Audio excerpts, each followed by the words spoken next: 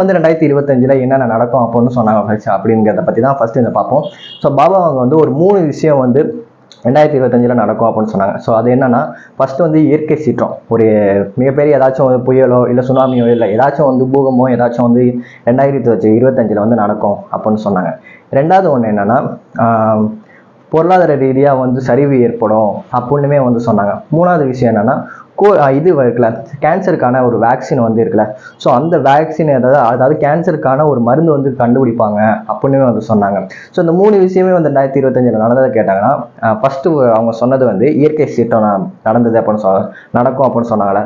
So அது என்னன்னு பார்த்தோம்னா, உலக ரீதியாக வந்து இயற்கை சீற்றம் வந்து ஏற்படலை. அதாவது வந்து ஆசிய கண்டத்தில் தான் ஒரு இயற்கை சீற்றம் ஏற்படும் அப்படின்னு சொன்னாங்க. ஸோ அந்த ஆசிய கண்டத்தை பார்த்தோம்னா, ஒரு உலகத்திலே மிகப்பெரிய கண்டம்னா அது வந்து ஆசிய கண்டம் தான்.